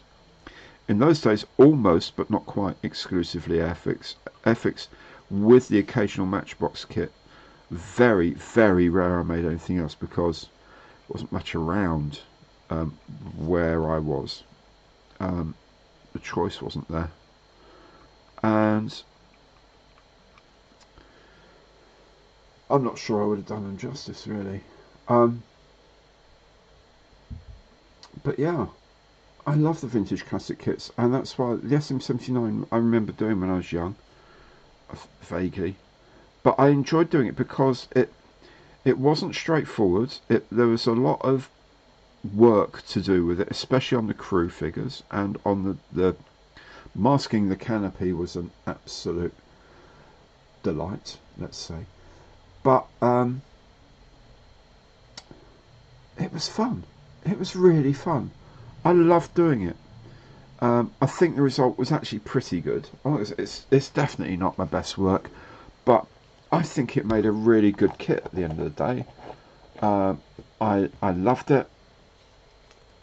It reminded me of good things. It was a nice kit to make, and it got me almost 50,000 views, which was bizarre. By some way, the best kit build of the year in terms of views, and I don't know. It just must have hit something in the algorithm that YouTube uses. Something just clicked with it, and it got seen by almost 50,000 people. It's quite astonishing. It's lovely, absolutely lovely.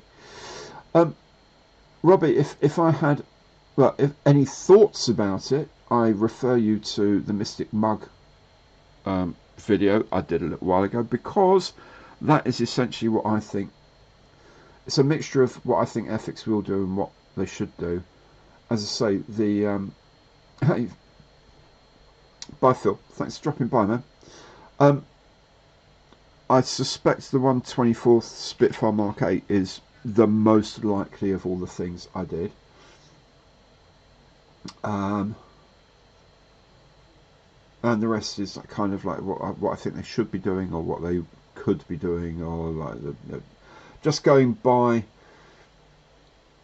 the way that they think, or the way they tell us they think, and using that same logic and looking around what's available and stuff like that. Anyway, there we go. And it was fun. Again, dressing up and showing off. A new whirlwind, a new helicopter whirlwind would be lovely, and who knows, maybe they will do one, because there was one when we went to the Sea King model launch at Classic Helicopters. They've got a whirlwind and a Wessex and a Wasp sitting there, so who knows.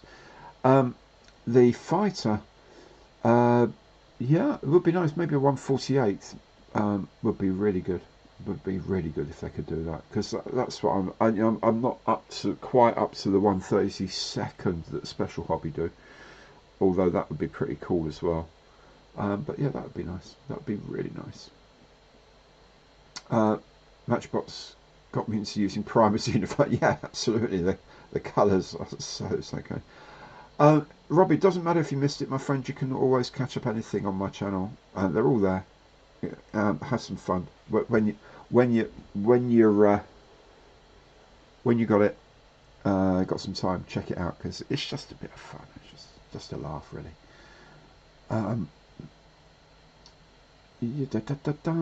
Yeah, 148th Western Whirlwind would be good. I mean, it's like kind of like that whole early war thing, isn't it? They could do the 48th Lysander. They could probably do with the 48th Battle.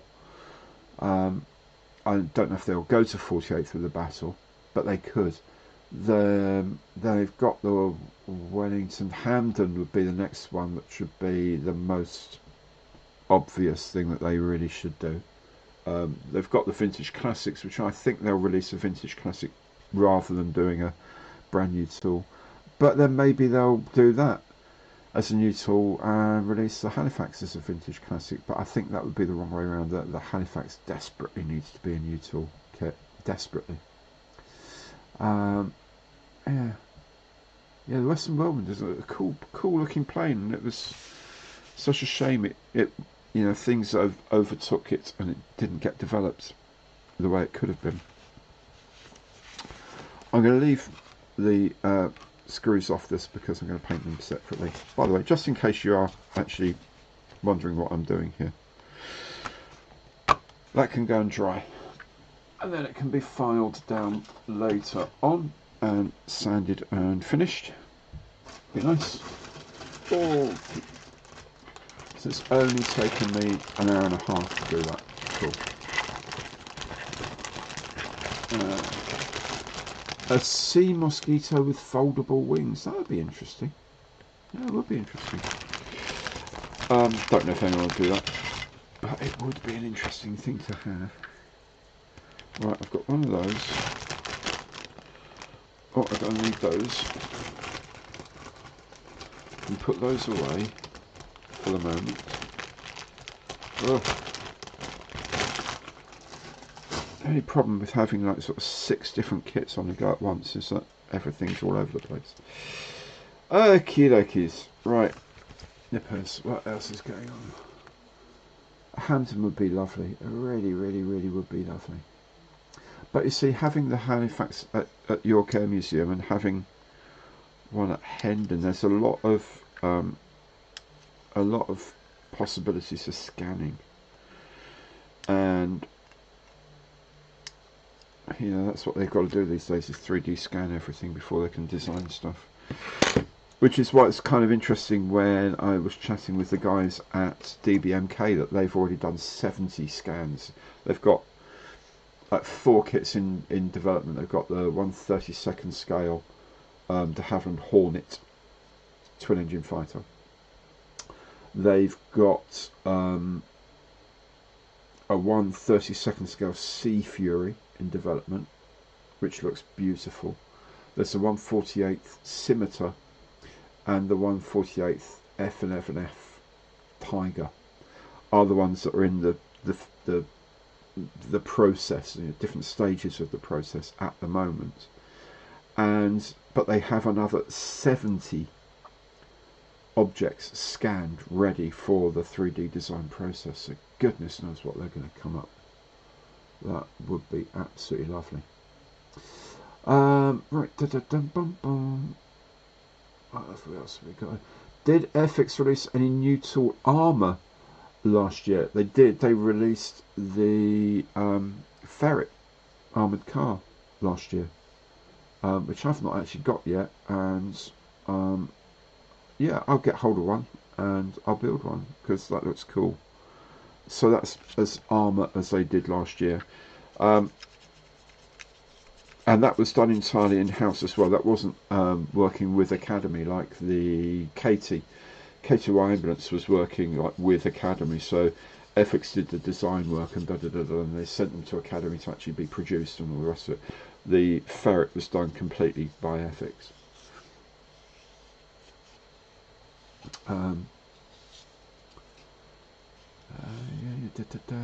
So, but are they likely to do any more?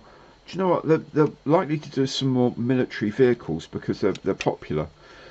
Whether it's they're armoured, I mean, like they did the truck. I can't remember how many hundredweight truck, the general service truck. A bit similar to the Katie chassis actually. So they do things like that as well, but it's not like they do anything brand new, massive, like Tigers or anything like that.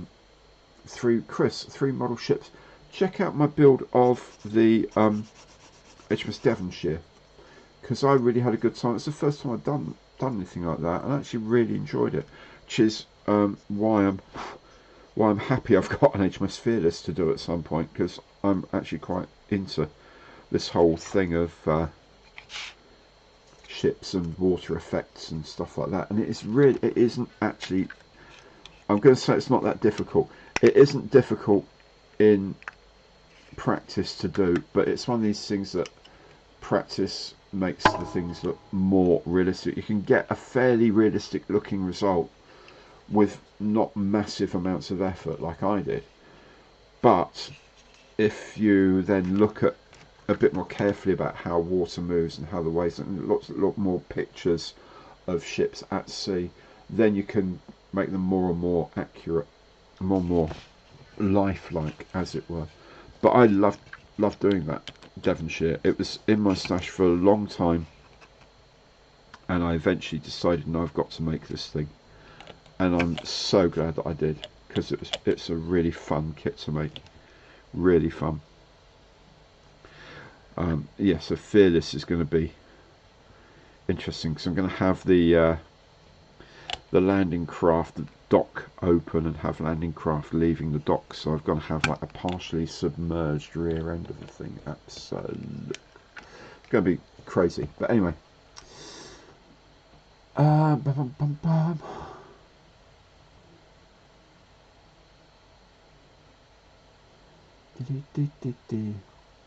That's quite a lot of stuff on your bench there, John. Attack on Mark IV tank, Renault Turbo, Tornado, and Albatross. Wow, amazing. And if none can progress, that means you're going to get something else on the go soon, doesn't it, mate? I know. That's how it happens. That's how things work. I know the feeling. I get to a point where in a build we think, oh, I can't really do much about this, or I get stuck. The Gannet was one. That Gannet, oh my goodness. Where is it? Up here. There's a Gannet. Doing the masking for the invasion stripes. Oh my god, that getting the mojo together, if you like, to do that has taken ages. Now I've done it, I can start doing other things. But this is a beautiful looking kit. Oh yeah, I don't know if you can see inside there. It's a lovely, lovely, lovely kit, this. If you haven't got one, then you should think about it, because it goes together so well. The only reason it's taken time is because of things like that masking. I should have done a different marking scheme, but then I thought, no, that's the marking scheme I want to do, that's what I'm going to do. Paul, ship's wake is always 19 degrees. Interesting. There's a someone mentioned that on my model, and it's Kelvin. Lord Kelvin wrote a paper about that. It's very interesting. Very interesting. I think the more sort of pertinent thing, in a way, is where like the crashing wavy white bits are, because it obviously depends on the speed and stuff like that, and it depends on the sea state as well, depends on 100 different things, but really cool. Really, if you get it right, it looks amazing. Sometimes you see them, especially when they're going really quick, they it does sort of splash out, but the splashy bit just sort of forms like a channel going backwards, and it looks really nice. I've seen that on photographs. So even and especially in a higher sea state where the natural wake, the bow waves and all that get a bit lost, because they get lost in the noise of the choppy sea, as it were, they can look amazing, absolutely amazing. Gavin, why has it got invasion stripes? Well, as Emma says, there were sewage stripes. However, apparently the sewage stripes were yellow, but apparently these were in Cyprus, and I don't know if the yellow had faded or what. They do say you could actually use pale yellow for the stripes instead of white. I've used white because I just think, but when they go, I might give it like a sort of a bit of a little bit of very pale yellow, little washes here and there, just to make it look like it had faded from yellow rather than just being painted as white. But yeah, they're in Cyprus. Anyway, let's all look. We've got a deck. We've got our main decks on. Now I probably need to paint those. I'm going to try an experiment first. How long have we got? Oh, only about 10 minutes. Okay. Have I got time to do this? And I need to know what colour. Oh, it's all so much. That's kind of not the right kind of deck tan, is it, for me? I don't know. That might work. That might work. What's that? 55, 10, 55. Might work. Yeah, that's buff. Deck tan. Let me try deck tan and see if that looks okay. Yeah. If they really release the SRM4, that would make a C-scope down. Yeah, that would be a very interesting problem, getting the blast effects from underneath. I'm sure people have done, you know, those big American LCAC Marines things. I'm sure someone has done that sort of thing before and made it look really good, and probably put lights in it and God knows what else. Not my kind of modelling, I'm afraid. let's see if this works. Yeah. Okay. It's not too bad. So this is ICM paint, straight from the jar, going on unprepared, quite shiny Meng plastic, and it's a dark grey plastic, and this is an allegedly deck tan colour. It's not doing too badly. Yeah, I might consider this and can keep going. Sink the Bismarck. Yeah, that's yes. There's a lot of very good model making used in that.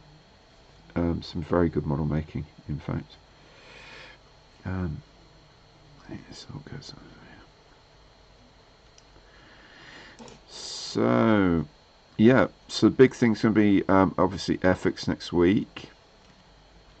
ICM is going to be very soon with a formal announcement of all of their plans for the year. Obviously, they're not going to get all of them done because they're at war at the moment, so things kind of get in the way.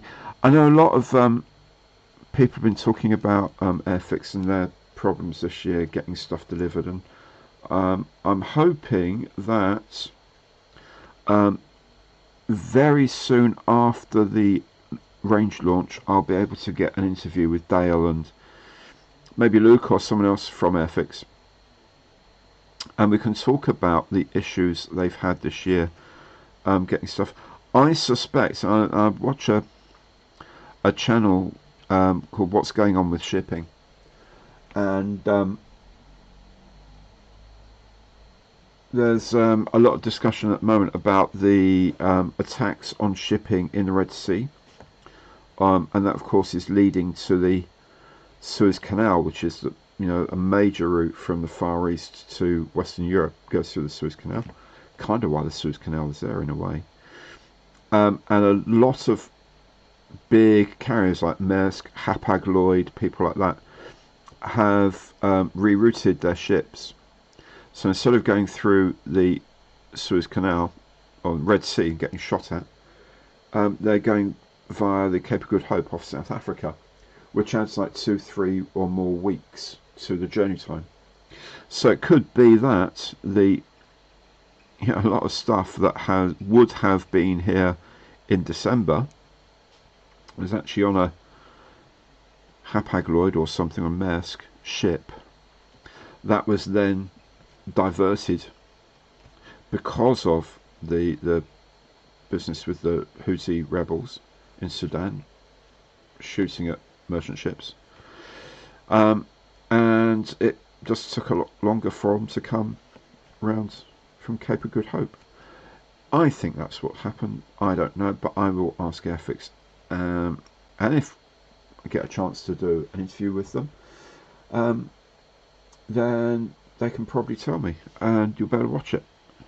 So yes, Emma, I think the Red Sea business very much is likely to be affecting Airfix because, of course, they print most of their stuff, have most of their stuff made in India, and the India route to Western Europe is through the Suez Canal.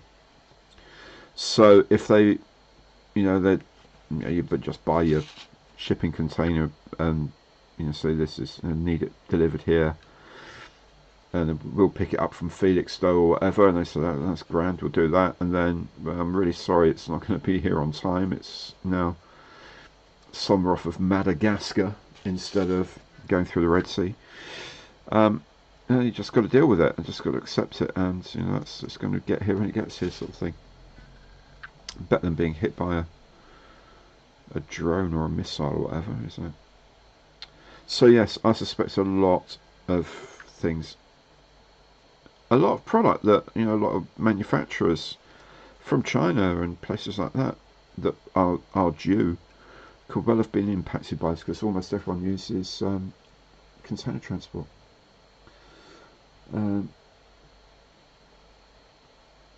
Yeah, Simon, Rotodyne was late. What have they just re-released? They've done the Wellington, the Rotodyne, and the Mitchell B25, and the Meteor, the display team's colours of the Meteor, those four were released. You know, I got an email about them, I think, this morning about their releases. Excuse me. So, yes, I think that's what's been going on. And yes, Andy, it will. It will affect everyone. It will affect all of the manufacturers who are manufacturing in the Far East, be it Japan or China or whatever, and coming on that route. Now, in North America, of course, they're probably just going to go trans-Pacific to get to you, so the Red Sea thing isn't going to affect your supplies from whoever. Airfix probably will go to Airfix America. I don't know if they come here first, then get shipped to Airfix America or Hornby Hobbies America. I don't know. But yeah, but anything, as you say, Trumpeter and Tamiya and whatever, they'll just go straight Trans-Pacific on these huge things. Some of them will go through the Panama Canal to get to the East Coast ports, I'm guessing, and some will go to the West Coast ports and then just ship from there. I'm not sure of the logistics of that, which they prefer to do.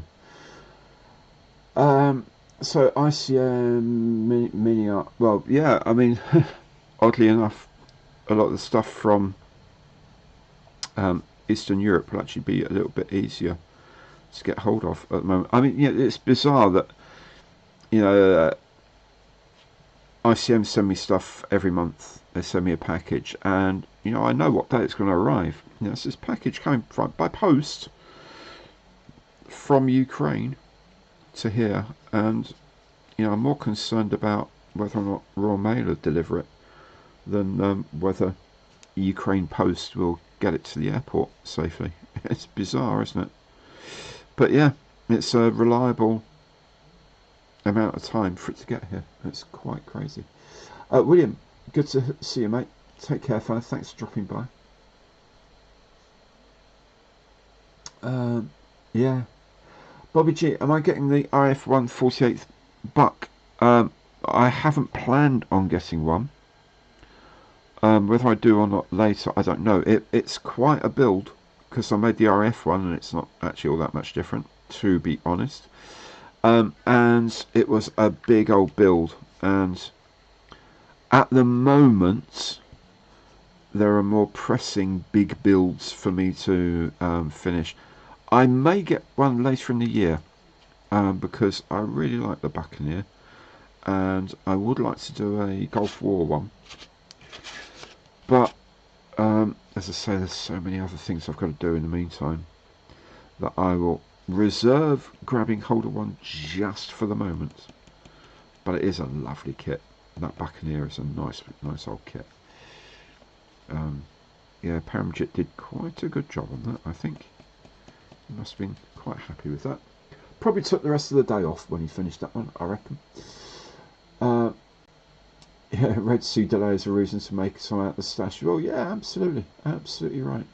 Absolutely right.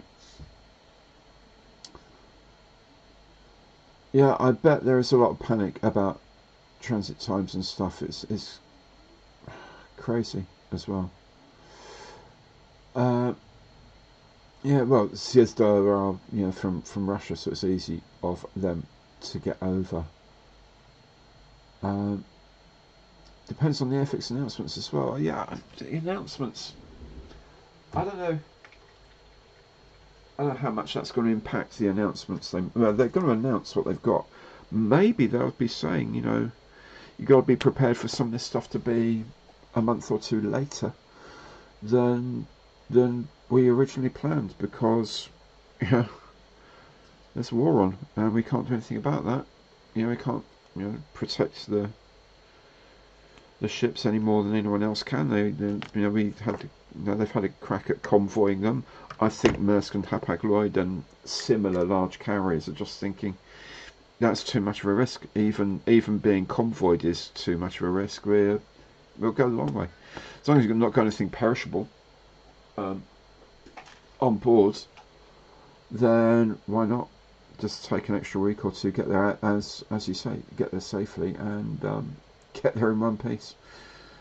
You know, yeah, Gulf War scheme. It does look really cool.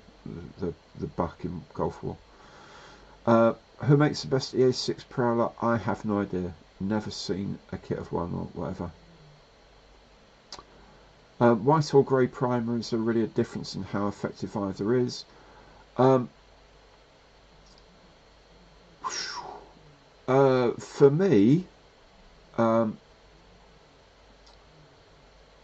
I reckon on using grey primer most of the time, because white primer gives the top coat a bit too much brightness for my liking.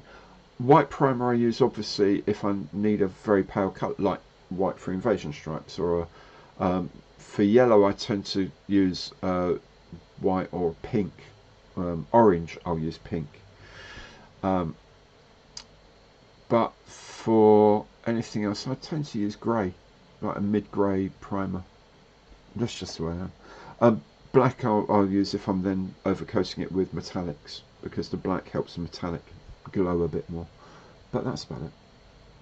Other people may have other ideas, I don't know. Oh, you got a notification that Rose, so you ordered 2 of them. Hey, good for you, Simon. Amazing.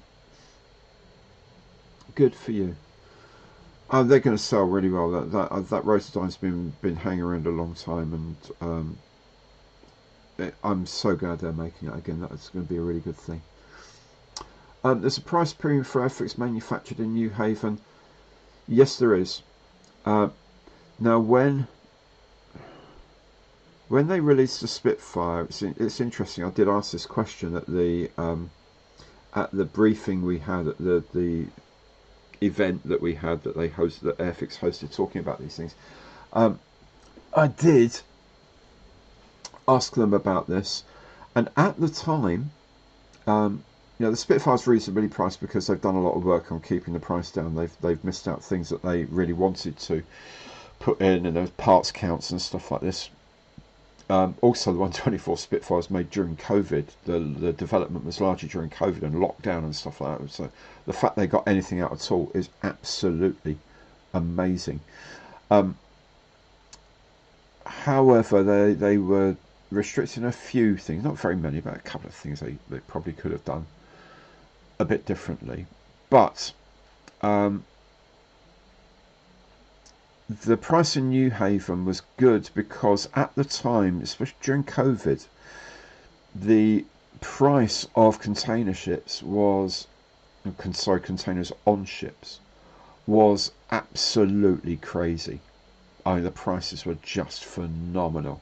So it made sense, or even if it was more expensive to do it, the extra expense was much smaller then, between manufacturing here at New Haven, who are specialist injection molders. They're amazing guys, and they probably cut them a good deal. They also already made some of the quick builds for Airfix, so they were a known quantity in terms of the quality they could produce and things like that, and it was easy to work with them. The price differential between going with the UK, which is quite expensive, and using India but then shipping, the price differential was almost non-existent because the cost was so high to ship. Now the cost is a lot lower. The numbers don't really work out very much in favour. Would they still, in this climate, would they still have gone with manufacturing in the UK?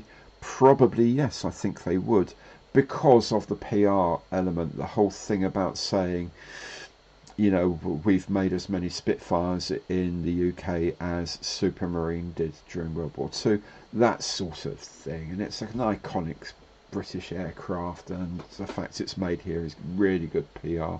They can do all sorts of events around it and stuff like that.